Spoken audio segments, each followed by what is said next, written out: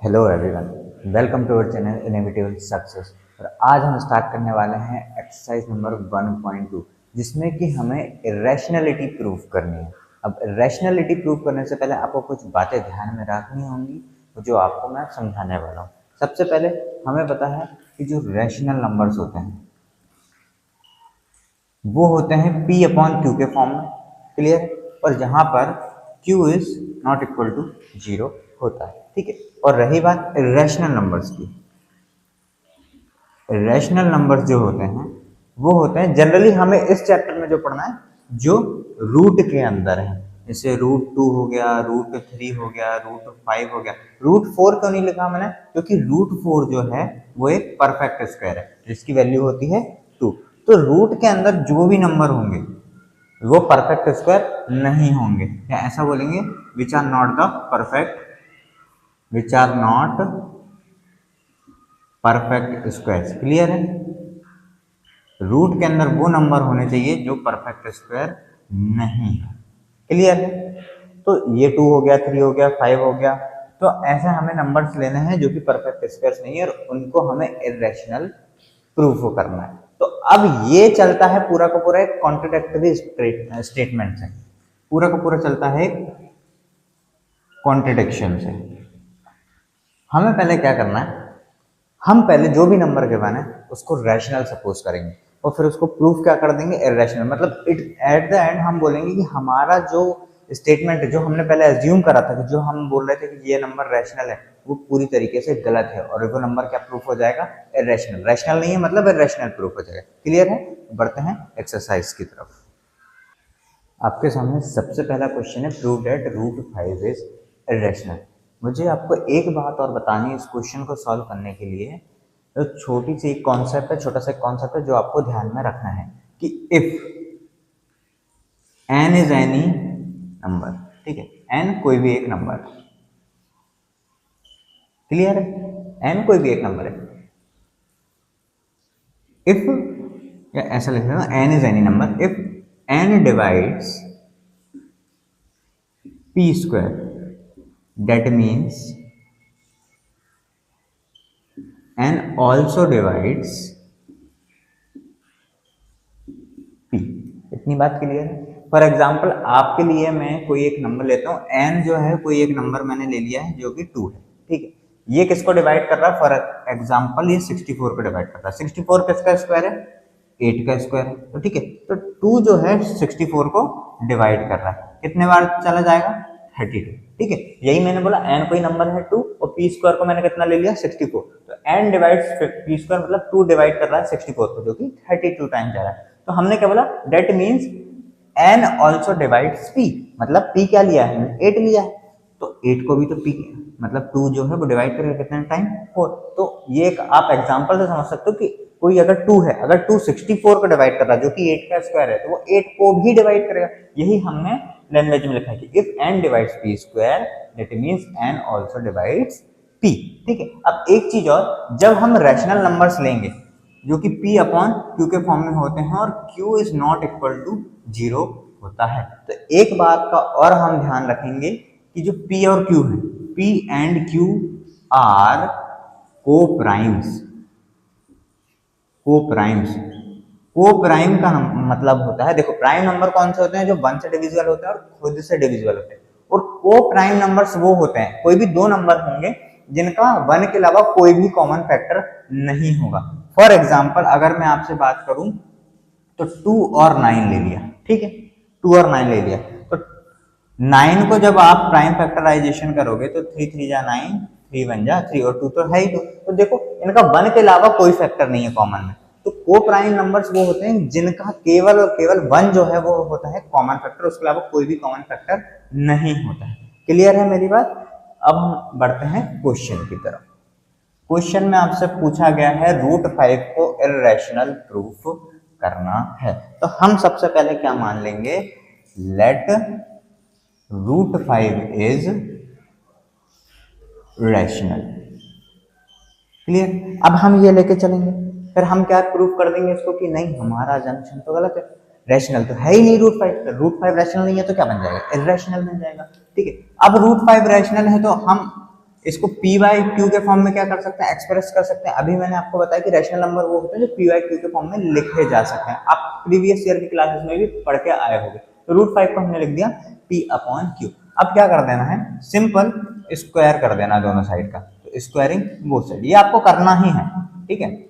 ऐसे क्वेश्चंस में आपको करना ही है। आप जो भी आपको रैशनल प्रूफ करना रहेगा, सिंगल डिजिट की हम बात करें तो root 5 equal to P by Q ले लोगे और दोनों साइड को क्या कर दोगे, स्क्वायर कर दोगे। तो ये हो जाएगा रूट 5 का स्क्वायर बराबर P square upon Q square. तो ये बचेगा 5 बराबर P square upon Q square. यहाँ से अगर मैं क्यू स्क्वायर की वैल्यू निकालूं, क्यू स्क्वायर की वैल्यू क्या आएगी, पी स्क्वायर अपॉन 5।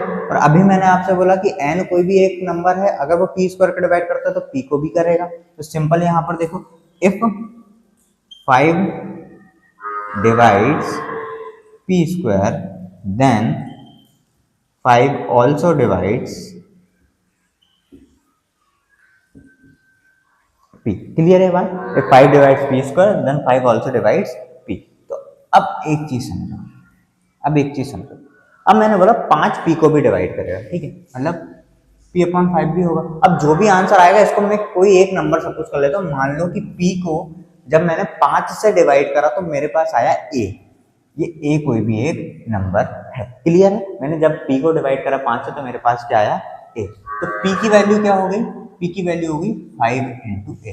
अब ये जो हमने इक्वेशन बनाई थी यहाँ पर, ये वाली क्यू स्क्वायर की जहां हमने वैल्यू निकाली थी, इसको इक्वेशन नंबर आप 1 मार्क कर दो, ठीक है। अब इस p की वैल्यू आप यहां पर पुट कर दो, ठीक है। तो क्यू स्क्वायर बराबर हो जाएगा, p का स्क्वायर है मतलब 5a का स्क्वायर अपॉन 5। तो ये हो जाएगा क्यू स्क्वायर बराबर 5 इंटू 5 इंटू ए स्क्वायर अपॉन 5। ये ऐसे क्यों लिखा, क्योंकि ये 5 से 5 कट जाएगा। तो क्यू स्क्वायर बराबर क्या आ जाएगा, 5a स्क्वायर। क्लियर है? अब यहां से देखो, ध्यान से देखो, ए स्क्वायर बराबर क्या आ गया, क्यू स्क्वायर अपॉन 5 आ गया। सो इसका मतलब क्या हुआ, if 5 divides Q square then 5 also divides Q. और अभी हमने क्या बोला था, पी और क्यू क्या लिए हैं हमने, वेयर, यहां पर मैं लिख देता हूं, where P and Q are coprime number है। और कोप्राइम क्या कहता है कि 1 के अलावा उनका कोई भी कॉमन फैक्टर नहीं हो रहा। और यहाँ देखो 5 जो है p को भी डिवाइड कर रहा है और 5 जो है q को भी डिवाइड कर रहा है। मतलब p और q दोनों का एक और कॉमन फैक्टर क्या आ गया, 5 आ गया। एक और कॉमन फैक्टर क्या आ गया, 5 आ गया, जो कि ये कॉन्ट्राडिक्ट करता है कि ये कोप्राइम नहीं है। मतलब ये जो नंबर हमने लिया है रूट 5, ये क्या है, रैशनल नहीं है। तो ये क्या हो जाएगा, इर्रेशनल हो जाएगा। तो आप यहां पर लिख सकते हो कि 5 divides both p and q, ठीक है। So root 5 is not rational, therefore root 5 is irrational. बस आपको यही प्रूव करना था कि रूट 5 जो है इर्रेशनल है। अगर p दोनों को डिवाइड कर रहा है, ये कॉन्ट्राडिक्ट करता है कि रूट 5 जो है रैशनल है, जो हमने पहले लिया था, इस स्टेटमेंट को कॉन्ट्राडिक्ट करेगा। मतलब रूट 5 क्या हो जाएगा, इर्रेशनल हो जाएगा, क्योंकि 5 को क्या होना चाहिए था, कॉमन फैक्टर नहीं आना चाहिए था, क्योंकि p एंड q क्या है, को प्राइम से 1 के अलावा कोई कॉमन फैक्टर नहीं आना चाहिए था। तो ये रैशनल है ही नहीं, ये रैशनल है ही नहीं। It contradicts the statement, it contradicts the statement जो हमने पहले अजम्पशन किया था। So our statement is wrong या फॉल्स। सो हम क्या बोल देंगे, root 5 is irrational. Next question में आपसे पूछा गया है, prove that 3 + 2 root 5 is irrational. अब सिंपली हम वही काम करेंगे। अगर हम पहले लिख लेते हैं, let 3 + 2 root 5 is rational. Clear है? अब रैशनल है तो इसको p बाई क्यू के फॉर्म में हम क्या कर सकते हैं, एक्सप्रेस कर सकते हैं। तो ये हो जाएगा 3 + 2 रूट 5 बराबर p अपॉन क्यू। इतनी बात क्लियर है? अब ध्यान से देखो, तो ये प्लस में है तो ये इधर चला जाएगा, तो ये हो जाएगा 2√5 equal to P upon Q minus 3। Clear है। अब 2 को भी डिवाइड में भेज देते हैं, उससे पहले इसका एलसीएम लेना पड़ेगा, तो एलसीएम और ले लेते हैं हम। ये हो जाएगा p minus 3q whole upon q and √5 बराबर हो जाएगा p माइनस 3 अपॉन q। अब यहाँ पर ध्यान से देखो, हमने क्या लिया कि ये रैशनल है, ठीक है, और हमें पता है अभी हमने लास्ट टाइम प्रूव करा कि √5 क्या है, एक इरेशनल नंबर है। तो एक इरेशनल दूसरे रैशनल के बराबर कैसे हो सकता है, पॉसिबल ही नहीं। या तो दोनों रैशनल होने थे या दोनों इरेशनल होने थे, रैशनल नंबर के बराबर तो हो ही नहीं सकता। तो हमें यहाँ पर रखना पड़ेगा p minus 3q upon q is rational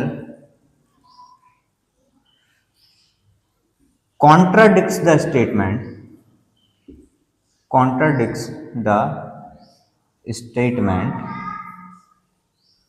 that √5 is irrational। क्यों? क्योंकि ये दोनों क्या है, बराबर है। ये दोनों क्या है, बराबर है। p minus 3q upon q, इधर 2q कर लेना है ना, इधर 2q कर लेना, 2 मल्टीप्लाई नीचे आया। p minus 3q upon 2q is rational contradict the statement that √5 is irrational, क्योंकि ये दोनों बराबर हो ही नहीं सकते।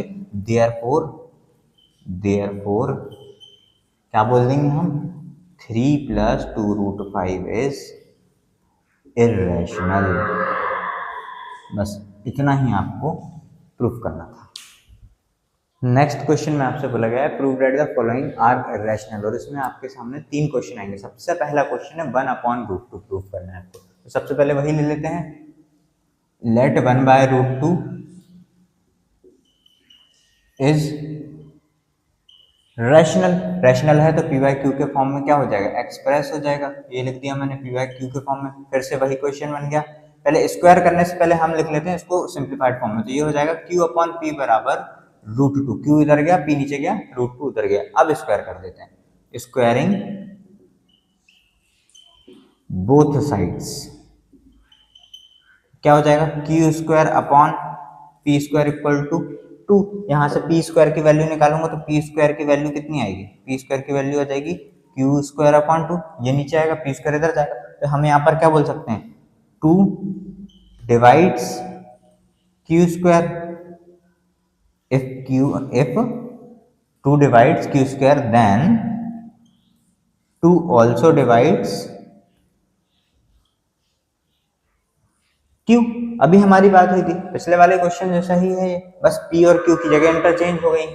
तो अगर q अपॉन 2 को ही मैंने किसके बराबर मान लिया, a के बराबर मान लिया, तो q बराबर क्या हो जाएगा 2a, और इसको मैंने इक्वेशन नंबर 1 मार्क कर दिया, इसमें मैंने q की वैल्यू रख दी, तो वो हो जाएगा पी स्क्वायर बराबर 2a का स्क्वायर मतलब 2 इंटू 2 इंटू ए अपॉन 2। तो ये 2 से 2 तो कट गया, तो पी स्क्वायर बराबर क्या आया, 2a आया, मतलब a बराबर आया पी स्क्वायर अपॉन 2। सिमिलरली पहले वाला जैसा क्वेश्चन, तो if 2 divides P square then 2 also divides p। और अब फिर से वही बात है कि को प्राइम्स, अगर p और q को प्राइम्स है तो उनका कोई कॉमन फैक्टर होना ही नहीं चाहिए 1 के अलावा। सो यहां पर लिख सकते हैं 2 is the common factor of both p and q which contradicts the statement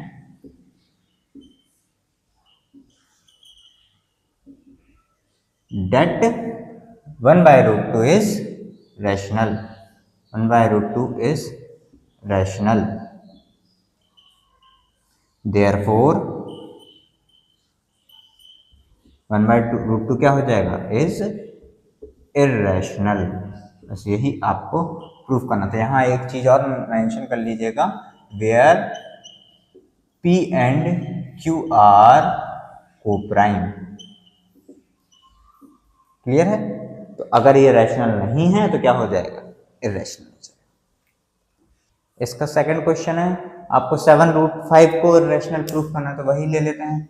late 7√5 is rational.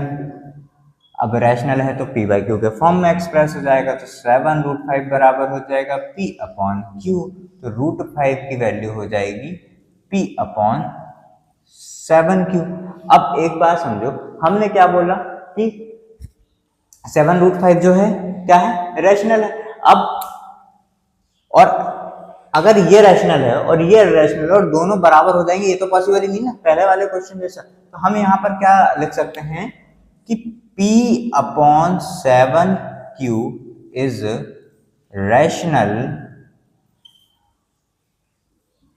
contradicts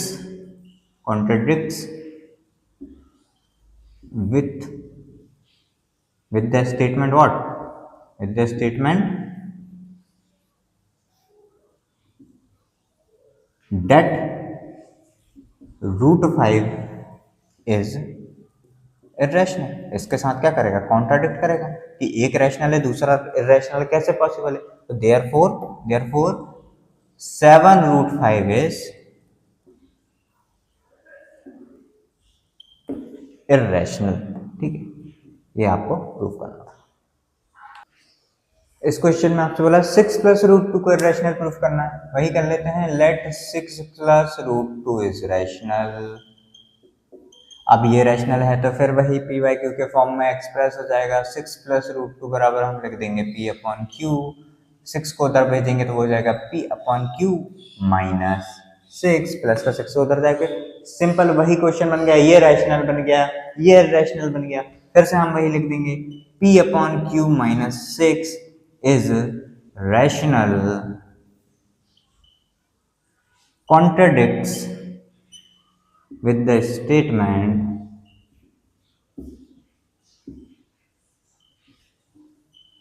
that √2 is irrational। दोनों रैशनल और इरेशनल आपस में बराबर नहीं हो सकते। देयरफॉर क्या है हमारे पास, 6 + √2 इज इरेशनल। और इसी के साथ आपकी 1.2 जो एक्सरसाइज है वो होती है समाप्त। उम्मीद करता हूँ आपको ये वीडियो पसंद आया होगा। मिलते हैं नेक्स्ट वीडियो में, तब तक के लिए टेक केयर।